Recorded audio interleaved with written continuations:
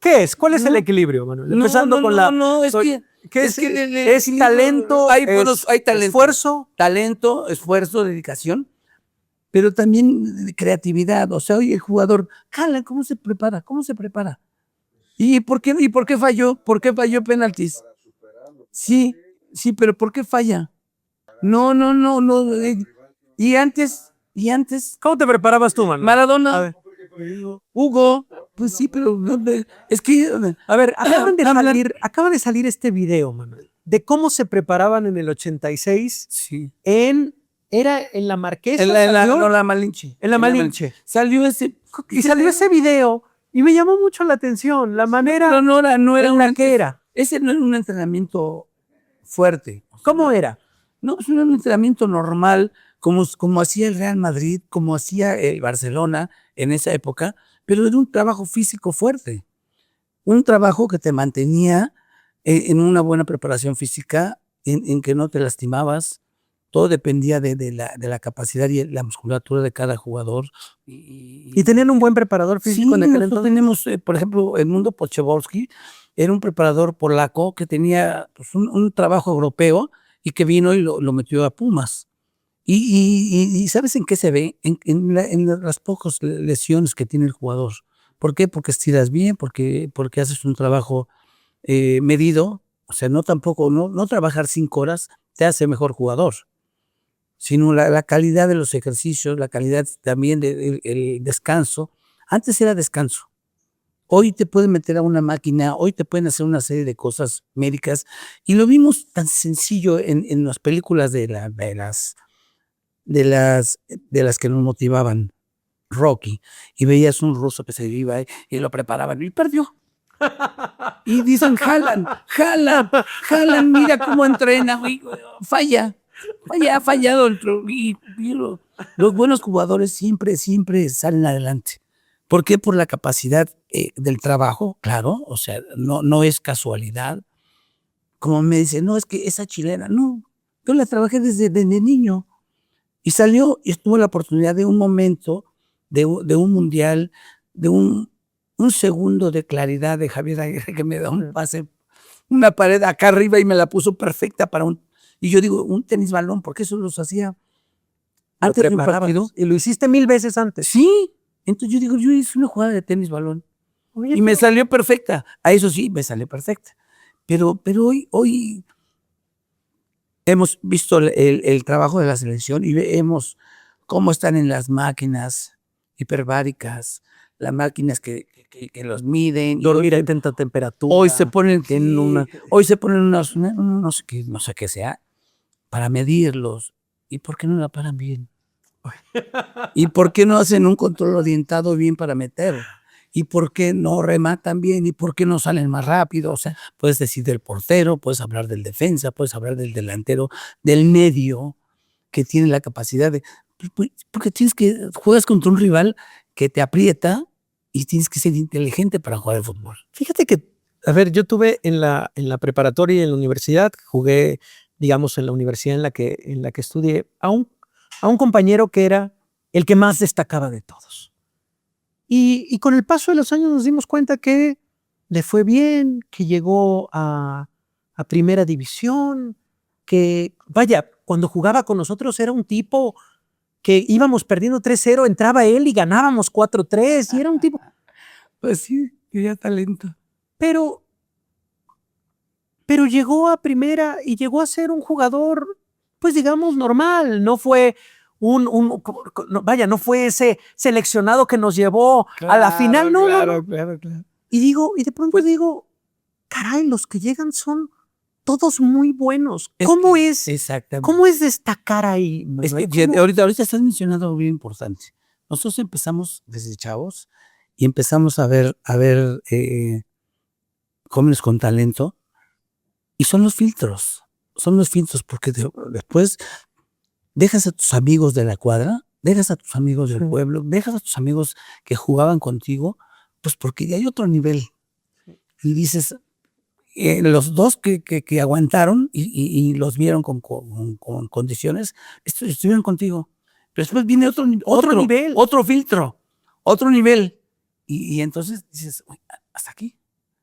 Entonces ya nada más me quedé yo solo. Sí. De todos los que íbamos, de todos los que empezamos en la cuadra, que era un equipo muy bueno, según yo, según todos los de... Y entonces yo ya estaba solo. Yo llegué a equipos de segunda división y entonces había otro filtro, la primera división. Ya pasaste a la segunda, ya lograste estar contratado. Porque antes no te interesaba el contrato, o sea, jugabas porque te gustaba. Y yo hoy les digo a los papás, cuando alguien te cobra, o sea, es por algo. Tú tienes que ser bien inteligente para decir, sí le pago, pero para que prepare a mi hijo. A lo mejor no va a jugar profesional, pero sí te forma. Entonces eso también debemos de ser bien claros con los entrenadores que están en los equipos, que dicen, no, es que te cobran. Te pueden cobrar porque ganan muy poco.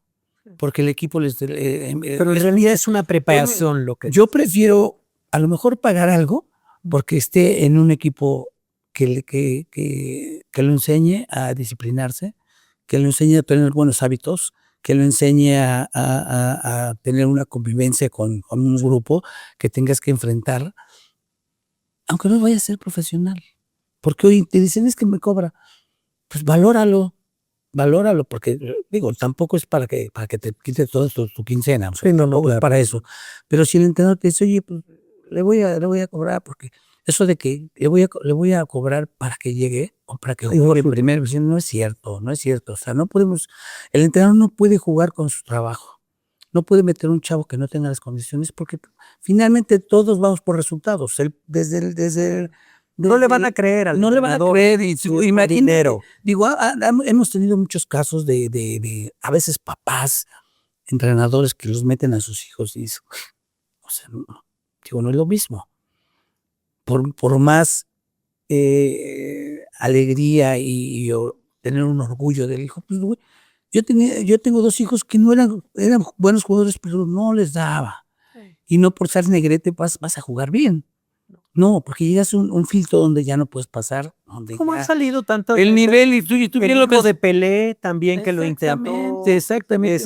¿Cuántos hijos de? Exactamente. Por ejemplo, vemos ahora de Simeone, pues estaba muy contento, pero no jugó. Y es un chavo que ha demostrado buenas cosas. Pero fíjate, no jugó. O sea, una selección argentina ya es otra cosa. Aunque el papá esté muy orgulloso y esté muy emocionado para ver si entra, pues no jugó.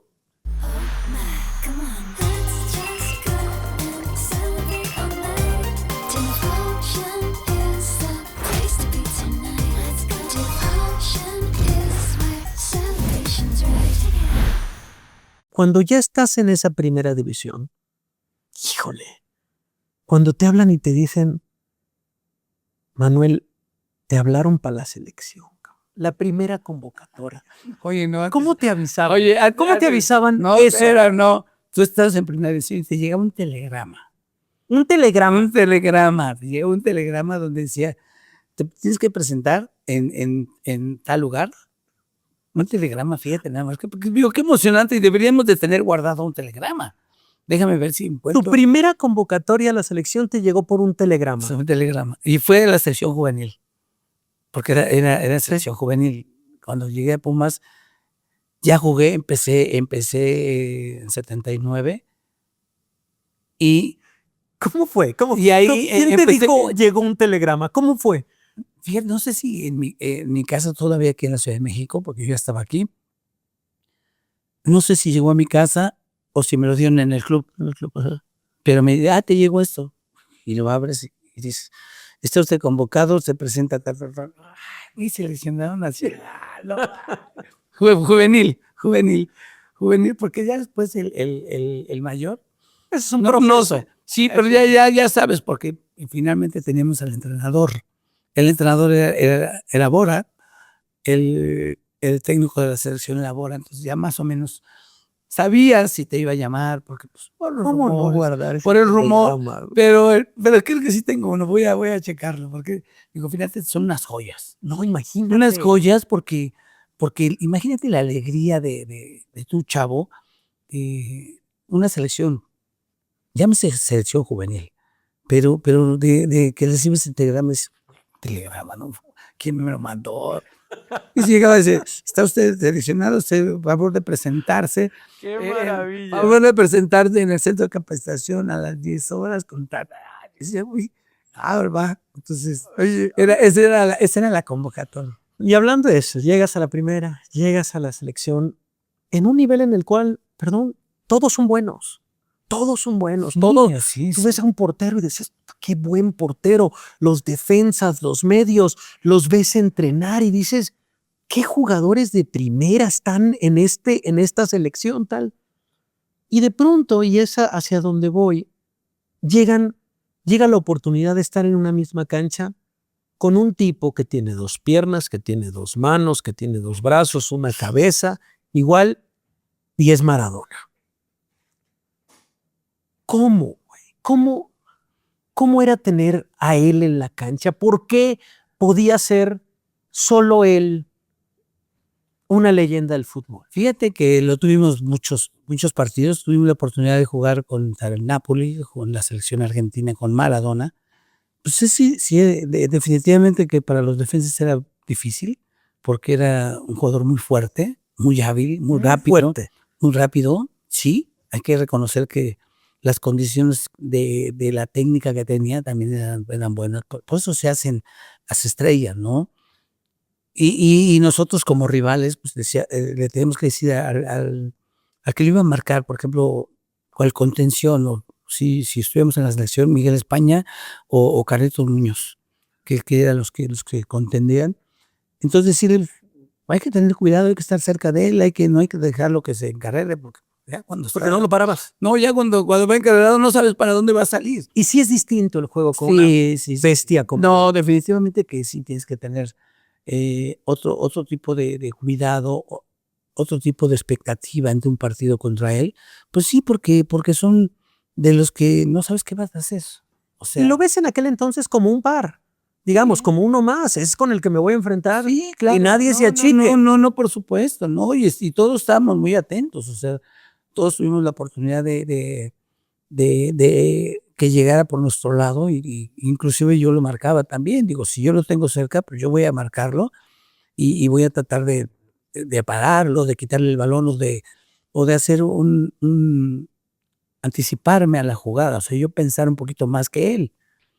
Y bueno, pues sí, él marcó mucha diferencia con sus equipos, marcó historia con sus jugadas y todo, pues, pero así son los grandes, o sea, los grandes jugadores siempre se distinguieron por esa capacidad que tenías. Hoy vemos a lo mejor un Cristiano que ya, a pesar de la edad, pues siguen siendo las estrellas, ¿no? Hoy, lamentablemente, pues no está un Portugal que nos hubiera gustado que estuviera, pero Portugal es igual que México, tiene grandes jugadores, tiene grandes expectativas, pero también les falta algo para llegar Es extra. a ser campeones del mundo como a nosotros. Claro. O sea, siempre pensamos, no, sí se puede hacer y sí vamos, pero hay detalles que nos hacen pues que una desilusión, porque no se perdió ante un equipo malo, se perdió ante un gran equipo, pero no puedes fallar.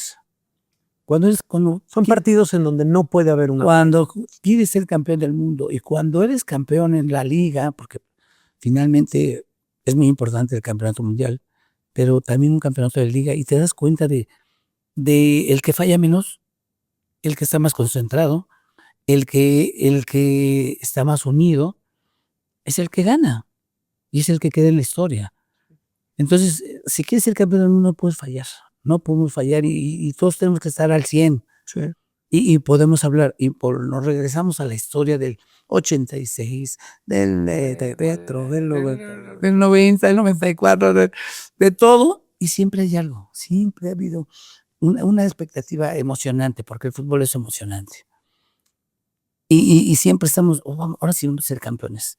Y ahora sí quiero que mi selección sea campeona. Pero sí hay un detalle de que sí fue penal, no fue penal, el que no llegó a marcar, el que no hizo esto, no, una serie de cosas que dice, no puede ser. Oye, a ver, Manuel, y un poco también, me gustaría abrir esta puerta, el tema de la emoción también. Sí. Y el tema de lo que significa, de lo lúdico, del entretenimiento, el fútbol, pero también de lo que fue y de lo que han sido estas últimas semanas, que se habla de una reconciliación entre el público mexicano y la selección. Y un poco eso también, el tema de la alegría, y lo traslado a tu persona. Yo creo que los que hemos tenido oportunidad de estar contigo en algunos lugares públicos, pues hay muchísimo cariño de la gente. Así, No.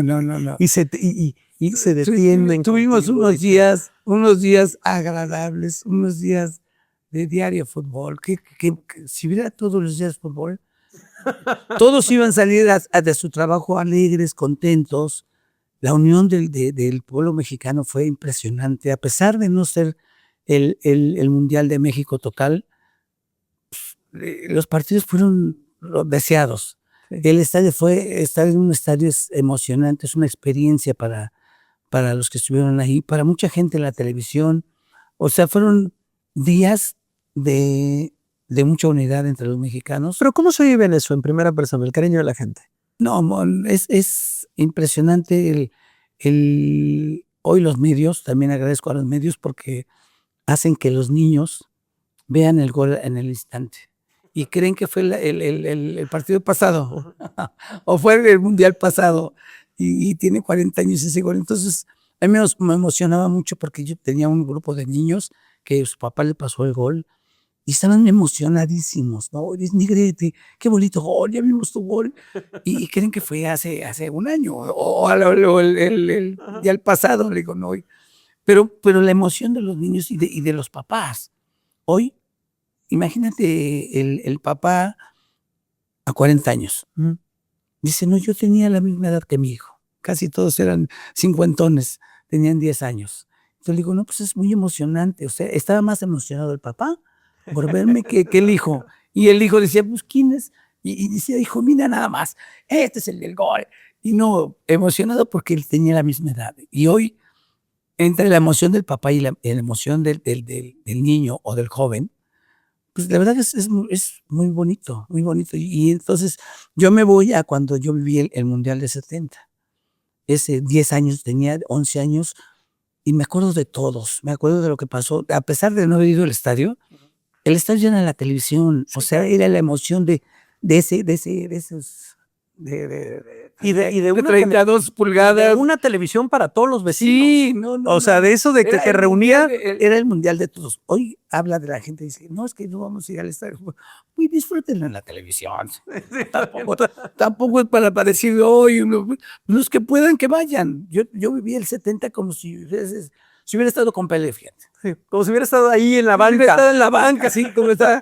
Y se lo dije a Nacho Calderón y se lo dije a Enrique Borja. Dije, yo lo viví como si... Ahora los conozco más a ustedes.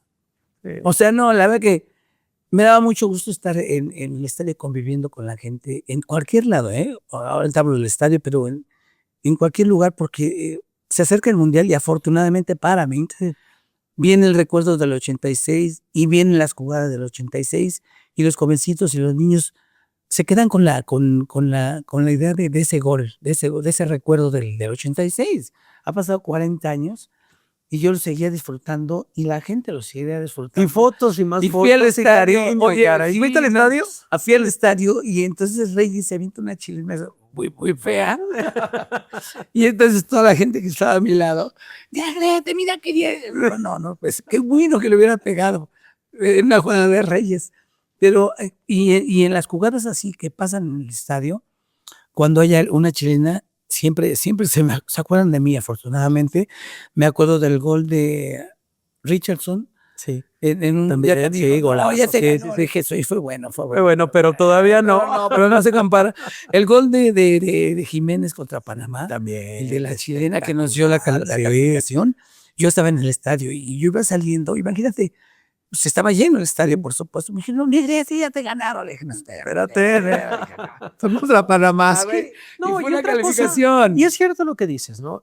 A ver, manera de equilibrio y de perspectivas, un mundial. Ahora sí. Un mundial es un mundial. Claro. Y, a ver, ¿lo viste distinto el Azteca? 40 años después, No, precioso. ¿sentiste que Claro. algo distinto esta vez o dijiste, era lo que vivíamos nosotros hace 40 vivimos años? cosas diferentes. Hoy, igual, emoción de un estadio con 82,000, porque salió, ya ves que salían los 82,000 personas. 82,000, 82,804. Sí, sí, una cosa así. Sí, decías full estadio.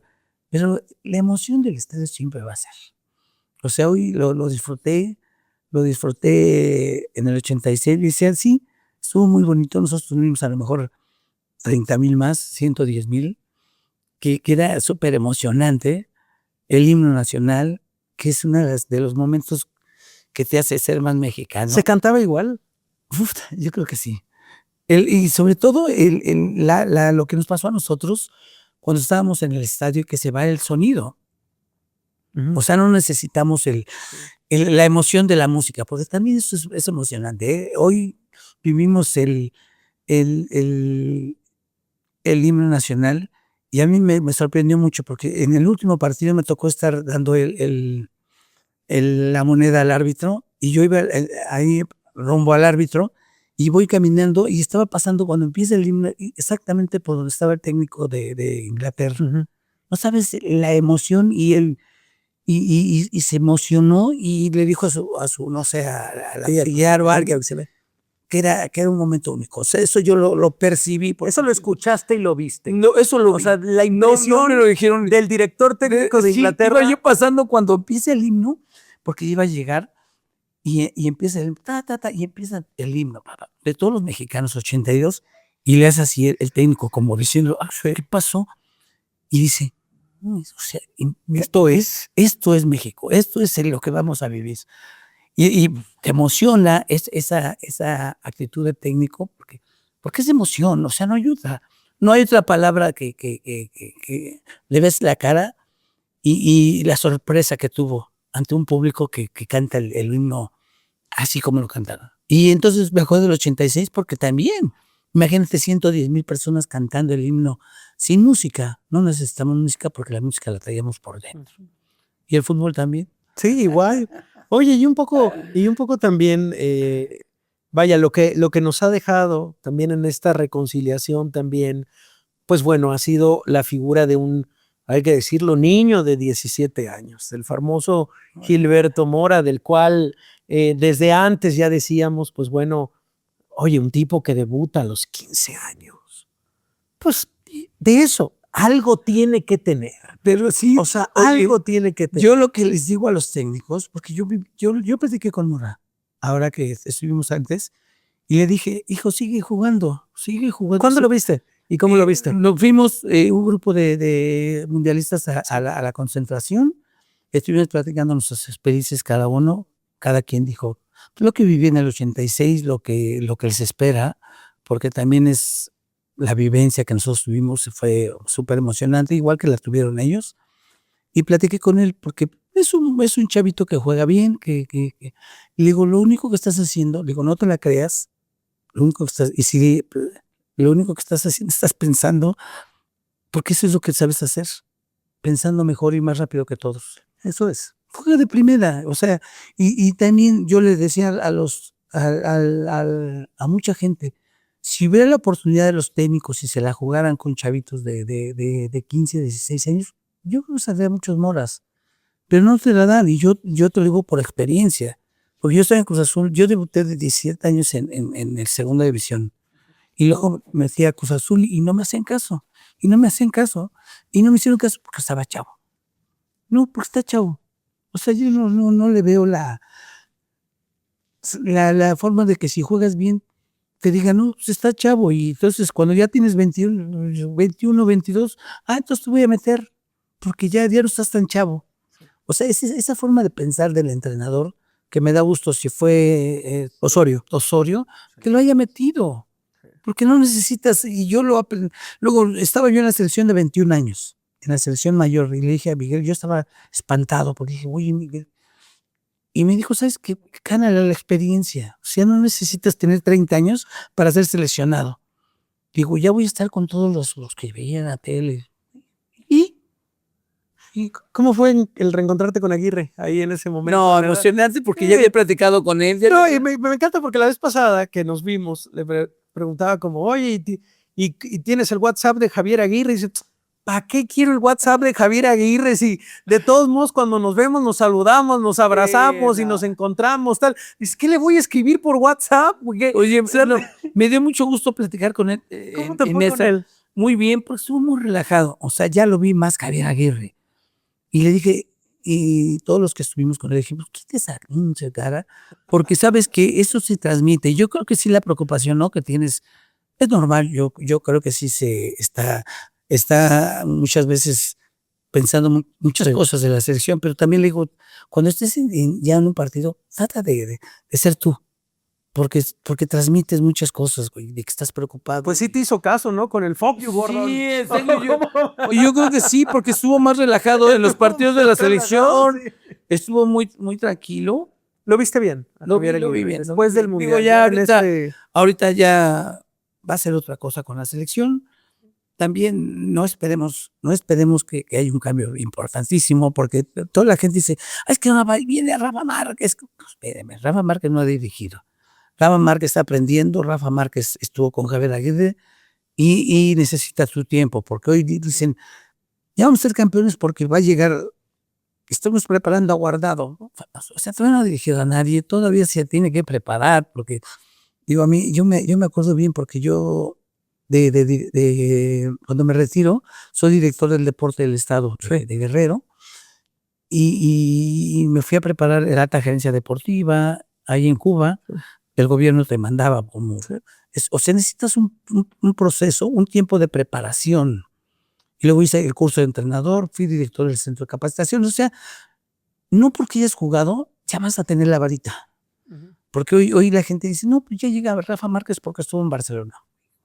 Y sí, o sea, es un buen entrenador, es un buen chavo. Sí, pero tampoco hay que esperar de que luego llegue, tenga la varita, porque estuvo con Javier. Sí. O sea, y hay que darles ese tiempo, y yo creo que también ese tipo de entrenadores necesitan una gente con más experiencia.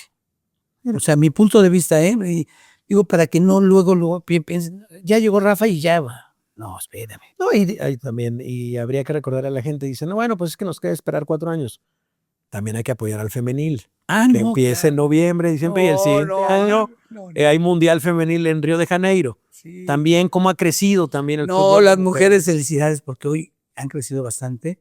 Los equipos se han conformado bien. Y yo creo que también les ha hecho bien el haber contratado, tener un límite de extranjeros, porque también han venido jovencitas con calidad. Sí. Ahí tenemos a la española. Sí. ¿La que llegó? Sí, la española campeona del mundo. Sí, Alexia Putellas, ¿no? Jenny Hermoso. Sí, hermoso, sí. Entonces, como que ha traído también alegría para los equipos que ha estado. Y las niñas están trabajando mucho, están ya mucho mejor, con más técnica. Eso es bien importante. Yo me acuerdo que jugábamos aquí en el 86 con la selección de las niñas y no, pues era muy distinto. No había ni liga ni preparación. Ni liga ni preparación. Le echaban muchas ganas, pero sí se notaba mucho. Qué bueno que se profesionalizó. Sí, no. Y además digo que les vaya bien también. Hoy defienden los derechos de ser un poquito más competitivas, pero también más parejas que en cuestión de sueldos. Sí, están en su derecho, y por supuesto que esperamos alegría. Esperamos que vaya bien. Y el fútbol, finalmente el fútbol, el que se lleve bien nuestro campeonato. Yo estoy en mis grupos de amigos y todo, digo, ya se está acabando el Mundial para México, vamos a esperar la final del Campeonato del Mundo, pero ya vamos a empezar porque empieza el 16, 17 y 18, creo que el Campeonato Nacional, sí. Que ya se están preparando. Aguas con las potencias que vienen el siguiente Necaxa Atlante. Sí, claro. Uno acostumbrado a la España, Francia y todo eso, así que no va a bajar el nivel con el Necaxa Atlante. Claro, que entonces vamos a ver al Atlante, a los Pumas, a la América, pero ya viene otra. Es que debe de seguir el fútbol como todos los deportes, ¿eh? Yo porque soy futbolista, pero admiro todos los deportes, a todos los deportistas. También tuvimos este jovencito del Toro que ganó una etapa y que está en el Tour de Francia y dices, te emociona porque es mexicano, porque le está yendo bien. Y así como él, los beisbolistas, los basquetbolistas, los voleibolistas, los nadadores, los clavadistas, o sea, todos son unas potencias. Entonces, hay que ver los ejemplos de las edades tempranas y darles oportunidades de chavos en todos los deportes. O sea, yo creo que si hubiera un reglamento en que tuvieran que meter de 16, 17, pues sí, pues que se la jueguen los técnicos. O sea, también hay muchos, estoy viendo en los comentaristas y que los conozco perfectamente a todos, y dicen, no, es que, ¿por qué no los meten? ¿Y por qué cuando estuvieron? No los metieron. O sea, hay varios ya no saben quiénes son. Porque no se la juegan. Cuando están en el lugar de ser entrenador del equipo, no se la juegan porque si pierdes 2 o 3 partidos, luego ya te quieren correr. Sí, ya y todo lo que ganan, entonces no se arriesgan. Entonces, que les pongan un reglamento, porque antes decían, tienen que meter por los minutos. No, que metan los chavos. Es una muestra, y digo, así como Mora, hay seguramente, y eso... Sí, al menos hay 50 más en Hay este 50 país. más, 50 más que podrían jugar en primera división de 16, 17 años. Pero si no les dan chance, es que está chavo, es que está jovencito, es que todavía no aprende. Pues, ¿cómo va a aprender si no juega? Suéltalos. A mí no me metían. Dicen, por ejemplo, nos vamos, el premundial de Honduras. Yo ya había sido campeón con Pumas, yo ya había ido a la Interamericana y fui de los jóvenes. Y yo tenía a Manuel Manso y a Tomás Boy, como 10, ¿no? Oh, bueno. Pero me hubieran metido a otro lado. Pero estaba Leo Cuellar, ¿cómo lo van a sentar? Estaba otro, ¿cómo lo van a sentar? Y entonces, ¿qué es así? Al más chavo, porque no dice nada. Pues y yo le digo, yo jugué medio tiempo nada más contra Canadá y empatamos a 1. Pues lección, digamos, de lo que viene como sí, arriesguense. Que se la jueguen los equipos, que les den más oportunidades, que vean sus fuerzas básicas, porque no es el negocio. El negocio es muy bueno para todos, porque sí, es una empresa, el fútbol, que dejan buenas cosas, pero también es la oportunidad de los jóvenes, que se la jueguen los entrenadores, que no pasa nada. Si tienen un buen equipo, seguramente el jovencito va a aprender más rápido. Entonces, para cerrar, Manuel, ¿qué es lo que más le agradeces al fútbol? Todo. Yo creo que el fútbol es el que me llevó siempre a la escuela, porque esperaba yo la entrada jugando fútbol, me metía a jugar, me metí a la escuela y luego esperaba el recreo para irme a jugar y luego estudiaba y luego ya salía y me echaba otra cascarita, me iba a comer, hacía mi tarea y me iba otra vez a otra cascarita. Entonces, la vida es el fútbol, mi vida ha sido el fútbol. Para ti. Sí, y luego ya fue un deporte ya más responsable, ya cuando te empezaban a pagarlo. Porque empezabas y te daban zapatos nuevos, el de la liga te decía, te voy a dar zapatos nuevos porque ya tienes esos muy feos, ahora va, porque jugar en su equipo. Pero empezabas con las gratificaciones y luego ya llegaste a lo que no soñabas, pero se te iba dando llegar a jugar profesional y la responsabilidad de jugar, de mejorar, de aprender, de ir aprendiendo muchas cosas. Entonces, todo eso te da los valores con tu familia, primero con mis papás y luego ser agradecido, porque cuando empecé a ganar dinero dije, no, güey, les tengo que cambiar y comprarles una casa. Les compré una casa en Guerrero, mucho mejor.